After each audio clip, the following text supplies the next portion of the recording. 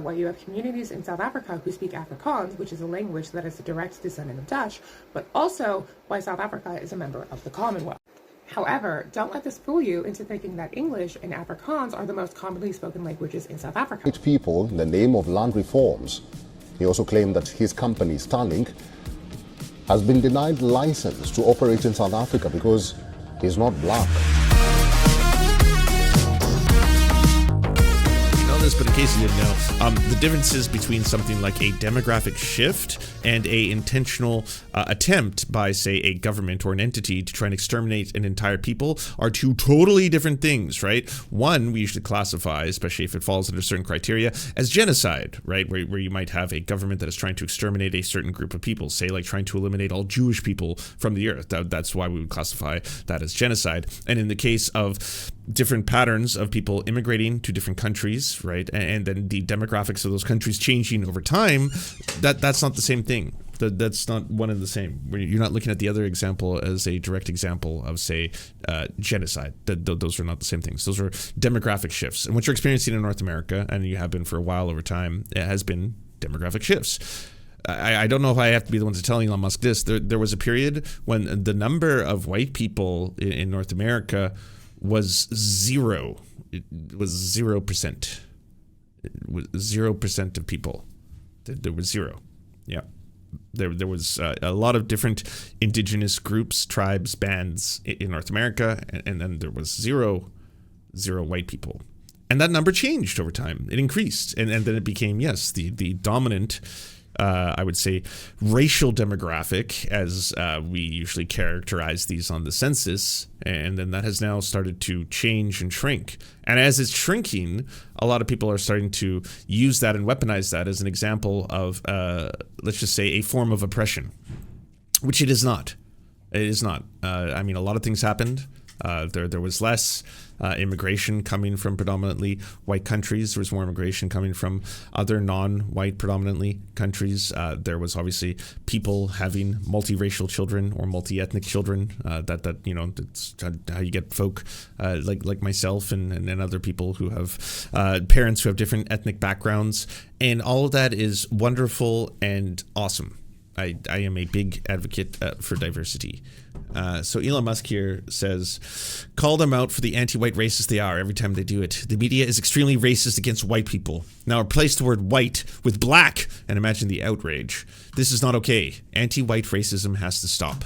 And he's obviously been, Elon has been pushing the anti-white racist and the white genocide stuff from the position of Tommy Robinson in the UK. The UK is being overrun by invading hordes, as he calls them, of Muslims and rapists, and they're out of control.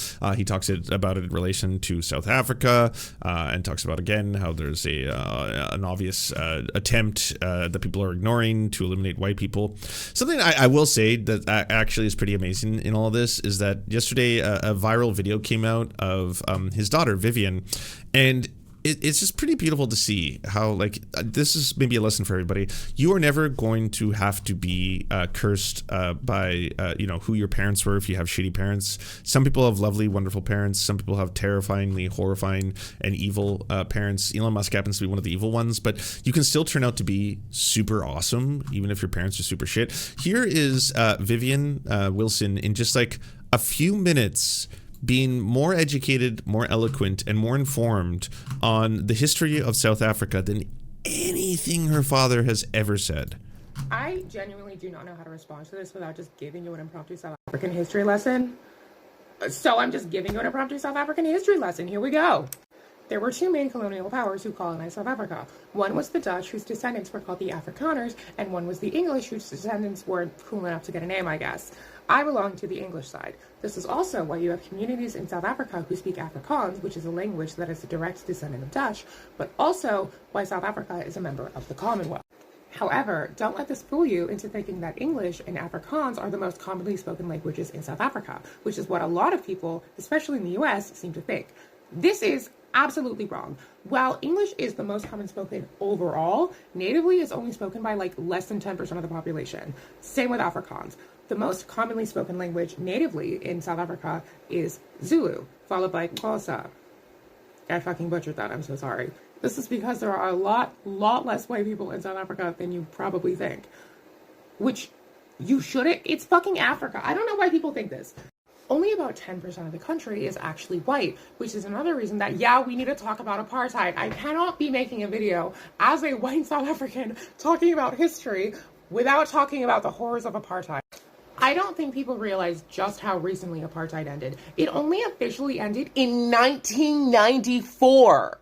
You know someone older than that. Your mom is probably older than that. Hell, if you don't know anyone older than that, you're probably a Victorian orphaned boy being raised by other orphaned boys. The negotiations to end apartheid lasted for 4 years. They ended the same year that Friends came out. The Simpsons is older than when they started. Every president in U.S. history is older than the end of apartheid. Every president in South African history is older than the end of apartheid. Like, I don't think y'all realize just how fucking crazy this shit was. Trevor Noah, who at this point is one of South Africa's biggest cultural exports, was literally born a crime. It's actually a title of his book. But this is because the interracial marriage and sexual relations that his dad and mom had to have were both incredibly illegal. That shit only ended in 1985, like 5 years before the negotiations to end apartheid first took place. Trevor Noah is like 40. By the way, this is why also the old South African flag is a really common dog whistle for a word I can't say on TikTok. Nazis. Because they changed the flag after apartheid ended. It used to be much uglier. This is the old flag. It's also really fucking ugly. Like, why is this flag sideways? It's dumb. But also, yeah, that's why this flag is a dog whistle. If you see someone waving it, I'm just going to be blunt. They're racist. And you should act accordingly. A little bit unrelated, but same with this flag. This is the flag of Rhodesia, aka modern day Zimbabwe, and it is also commonly used as a dog whistle, so you should act accordingly. Hi, editing Vivian here. I forgot to mention that everything I said about South Africa also applies to Namibia. Namibia also had apartheid because it was being controlled by South Africa. It gained its independence in 1990 and ended apartheid 4 years before South Africa did. 3 minutes. 3 minutes and 18 seconds, and you got more information than anything, again, that her father has ever put out there. He just dabbles exclusively in racist Nazi misinformation. That's what Elon Musk is all about. But Matt Walsh is also getting very mad. The campaign of discrimination and exclusion against white men is insane. Not just because it's racist and bigoted, which it is, but also because no demographic has contributed as much to Western civilization as white men. Make a list of the 1,000 greatest, most important, most influential figures in the history of our civilization, and like 975 of them will be white men. We haven't just been discriminated against any group, but specifically the group that, more than any other, built all of this, and this is the thanks they get. This one I found, like, again, I want all of y'all to realize that fascists, they're so fucking insecure. And this is the beautiful thing of becoming a humanist and actually trying to realize how ridiculous this all is. I find the easiest way for people, if you have people in your family who don't really understand the concept of race being a social construct, tell them about the blue eye, green eye experiment. It's the easiest way for them to suddenly snap and click in it. Like, if you take a classroom of kids and then you separate the classroom full of kids into two groups, not based on skin color, but based on eye color specifically. And then you start filling them with ideas. You start saying, hey, on one side of the class, we have all the blue-eyed kids. On the other side of the class, we have all the green-eyed kids, and everyone who has different colored eyes other than blue or green are allowed to sit in the middle. And so now I'm going to tell you about how all the people with blue eyes are actually very, very evil. They are lazy. They're going to get you bad grades. They work really poorly. They don't show up to class on time. They're prone to violence. They're really aggressive. And all the kids with green eyes, these are the perfect students. Every single one of them is very attentive. They get really good grades. They're really good partners to have. They won't steal. They don't lie. They don't cheat. They're not violent. They're very, very good people. So these are just genuinely good people on one side, bad people on the other side, unfortunately, and then just see what happens. And everyone starts to, especially white people, they have a really big problem with this because they haven't actually experienced the same kind of just like racialization or racial oppression, but they'll sit in the room and then you'll see the experiment when it's played out. It's actually pretty uncanny how over and over again people start to be like, well, what the fuck, that can't be true. Then why are you saying that every blue-eyed person is bigoted and every blue-eyed person is lazy and every blue-eyed person is bad? And then all of a sudden it starts to, click in people's heads how ridiculous this entire concept is. Like, there's no such thing as white people in the sense that all white people, doesn't matter where you come from, are all the same. They're all the same group. They're all going to have the same genetics. They're all going to have the same predispositions towards certain diseases. They're all going to have the same. No, different people from different demographics, different areas.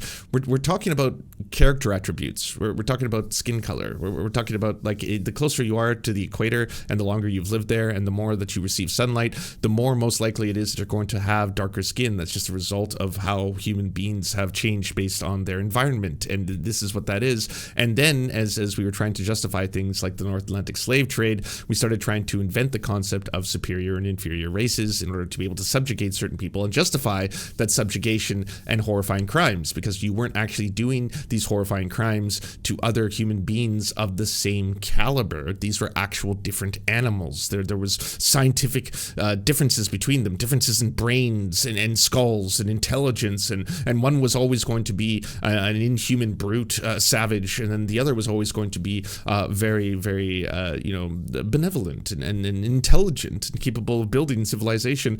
This idea still permeates today. That's what you're seeing in this entire paragraph, is someone who hasn't had to do any research or unpack any of this or actually have to deal with any aspect of this, and just sees the world as, well, I have, Netflix and Hulu now, and I have a fast charging carport, that is because of the benevolence of Western civilization brought to us by white people. And be it not for them, we would have nothing.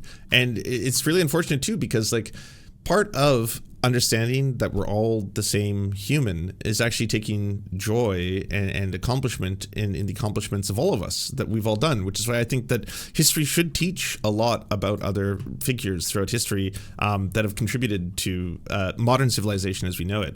So I wanted to pull apart a list that I pulled up from some different articles. So for contributions to medicine, science, and public health, Ibn Sina, which was part of the Buyid empires, which would now be known as Iran or Uzbekistan, wrote the Canon of Medicine, which basically became Europe's standard medical text for about 600 years and actually formalized clinical trials. Al-Razi, known to be part of the Abbasid Caliphate, which is now Iran, was basically the person who distinguished measles from smallpox and founded modern medicine and hospital wards. So we wouldn't have hospitals today had it been not for Al-Razi. Ibn al-Nafis is now part of the Ayyubid Sultanate, which is now known as Syria or Egypt, discovered pulmonary blood circulation centuries before Europeans did. Hua Tuo of the Han Dynasty in China invented anesthesia, advanced surgical techniques. Zhang Zhongying of the Eastern Han Dynasty in China established systematic clinical diagnoses and disease classifications. Shushruta of the Kingdom of Kashi, now known in India, is the founder of surgery, pioneered plastic surgery and cataract operations. Charaka, part of the Gupta India, now known as India, developed internal medicine, epidemiology, public health services, and ethics. Wu Lin-te of the Republic of China was born in British Malaysia, known as Malaysia, invented modern surgical face masks, stopped the Mancunian plague. Onesimus of West Africa, now known as Ghana, introduced smallpox inoculation to North America. Imhotep of Egypt, world's first known physician and architect, created the first known medical textbooks. Once you get into mathematics and astronomy, I mean, boy, so many members of, say, like the Ottoman Empire, for example. El-Khwarizmi, now known to be a part of Iraq, invented algebra, algorithms, both are named after him. Aryabhata of the Gupta Empire, now known as India, calculated the Earth's rotation and the solar eclipses. Brahmagupta, now known as the area known as India, formalized zero and negative numbers. Omar Khayyam, now known as the area known as Iran, solved cubic equations, invented what are now known as modern calendars, made them more Gregorian. Nasir al-Din al-Tusi, now known as Iran, mathematical models, which were later later used by Copernicus prior to Copernicus, getting most of the credit for them. Madhava of Sangamagrama, now known as India, invented calculus centuries before Newton did. Zhu Zhongxi of the Luisong dynasty in China calculated pi to 7 decimal places. Ulu Beg now known as Uzbekistan created the most accurate star catalog before telescopes were invented. Al-Batani, now known as Turkey, refined trigonometry, astronomical measurements. Hypatia, now known as Egypt, preserved in advanced mathematics and astronomy. I mean, I could go on this list forever. There's literally like hundreds and hundreds of people in this list. Everything from, law, society, and governance, to culture, philosophy, and knowledge, to modern science, rights, and movement, to global trade, knowledge exchange. Just literally hundreds of things that we take for granted that are considered part of modern Western society.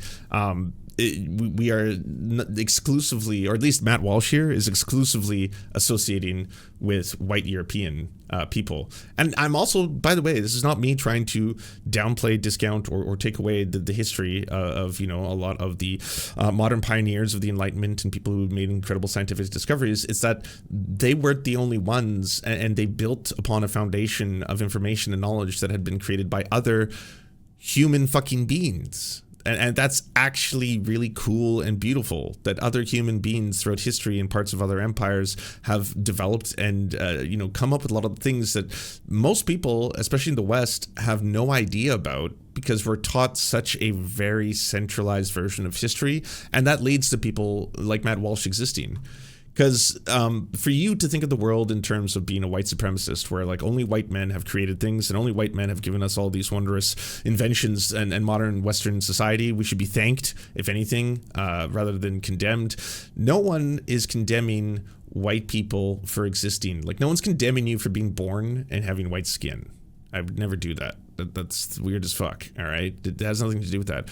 People are mad about white supremacy, and they're mad about white supremacist structures, and the more they learn about the world and how all these systems function, the more they're getting to a point now where they're like, yeah, this is not simply every single person can pull themselves up by the bootstraps and then fix your life. If you only worked harder and played by the rules, you would be a good contributing member of society.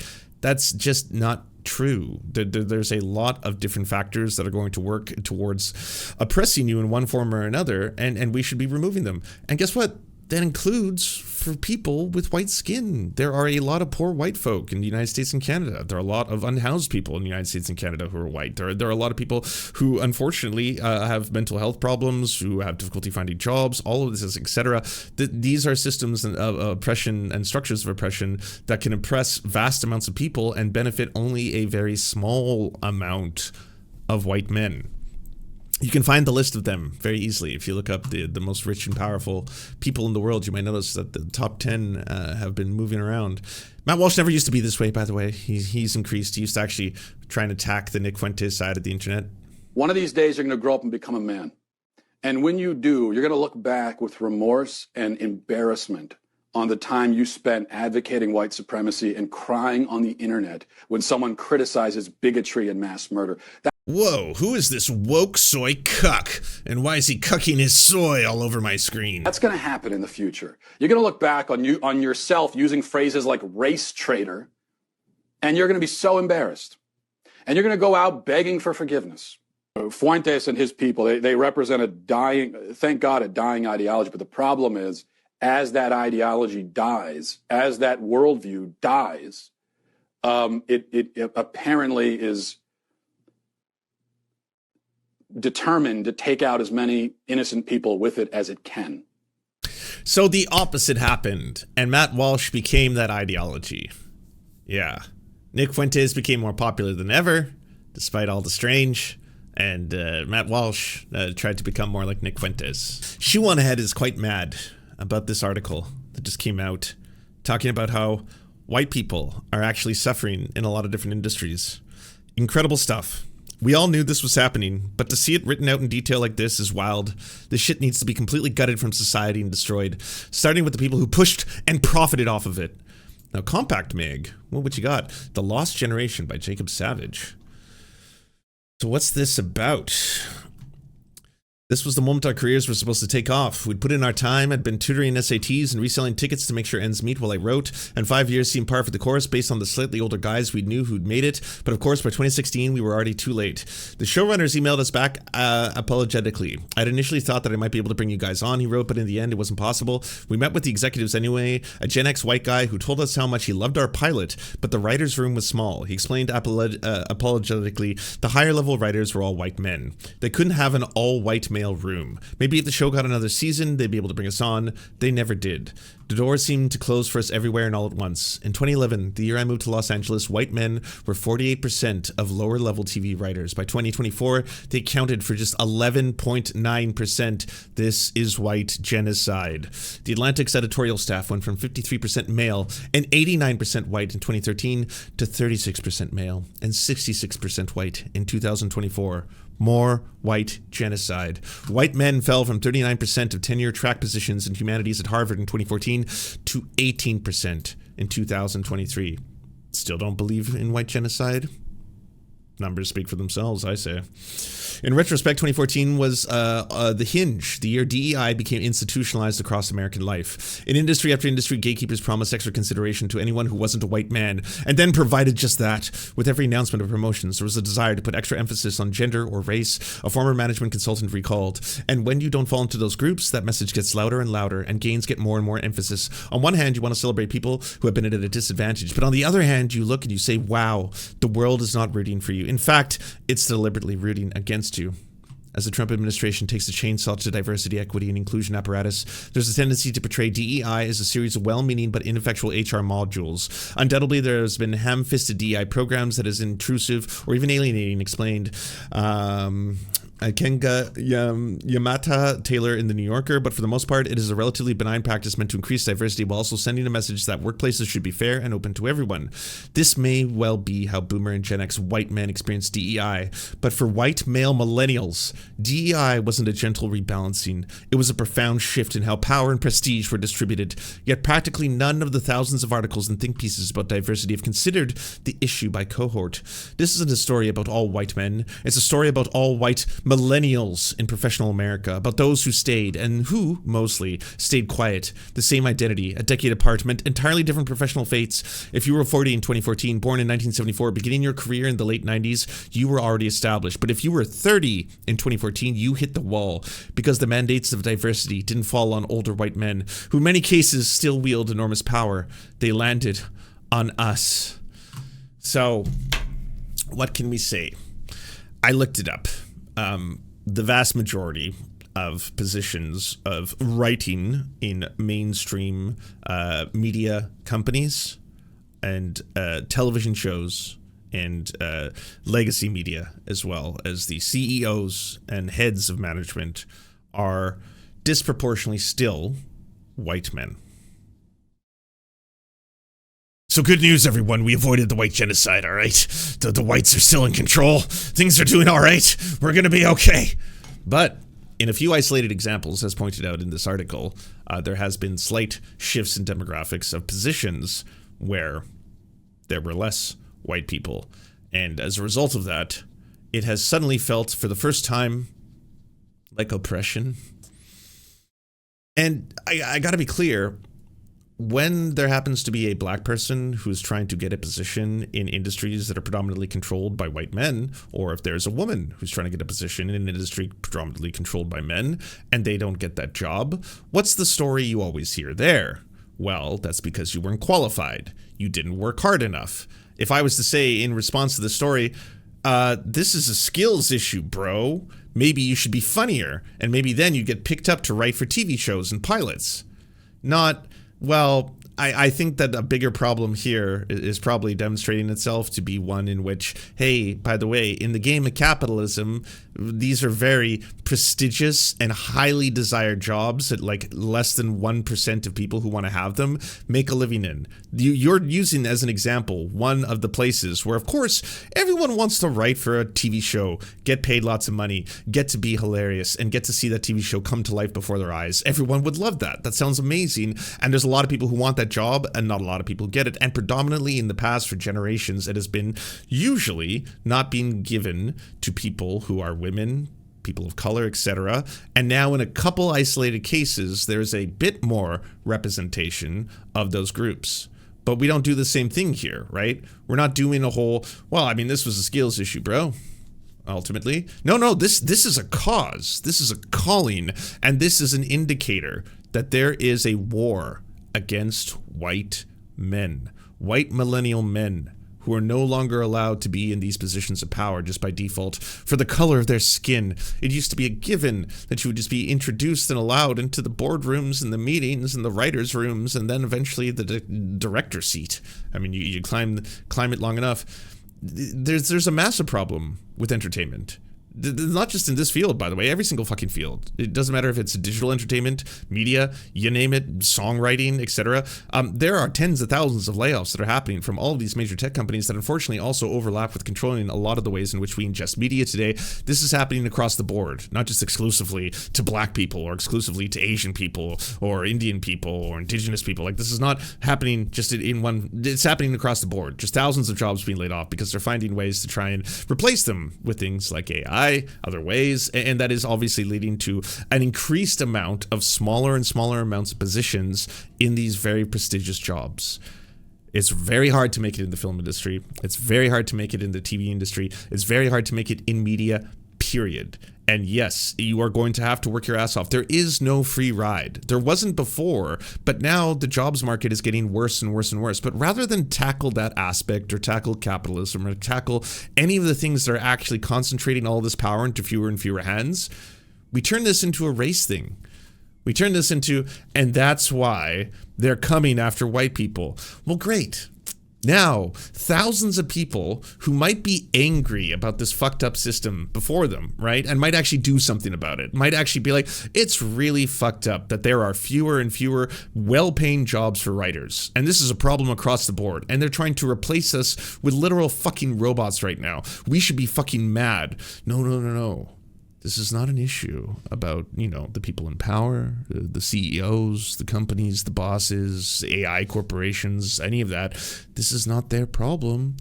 This is because they're targeting white people. White people are being exterminated. You should be very mad about this. You should be really angry. This is a cause. This is a calling. Get mad. And that's how this all works. Doesn't matter if Ben Shapiro's doing it. Doesn't matter if Steven Crowder's doing it. ShoeOnHead, Matt Walsh, you name it. All of them want to keep us angry at each other in perpetuity. That is the name of the game. With all of this bullshit, continue to divide. Continue to separate us. Continue to keep us from being mad at the people who actually have power in society and get mad over made-up fairy tale nonsense. When I say white people don't exist and a white person gets mad and all of a sudden they're like, but I exist. I'm white, therefore I am. Yeah, no. I'm not saying you don't exist. And most likely you have a history and a culture and a heritage that is being erased by white supremacists. I can't say, hey, by the way, you happen to be a proud Irishman who's proud of his history and proud of all the stuff that his ancestors. You can't talk like that. You gotta be like, oh, you're part of the white race. Yep. And then do you contribute to white culture? Well, I that's a weird thing to say, isn't it? I'm kind of proud of the music I make, and I've got all these kind of like fusions of Irish trip hop and some other cool stuff, and I'm doing this neat art, and I want to make a movie and all that kind of stuff. But that's all white. Yeah, that's white culture by default. You are contributing to white culture. Yes. Congratulations for being part of the white race and being yet another contributor to Western society, as we are known to do, the dominators of society.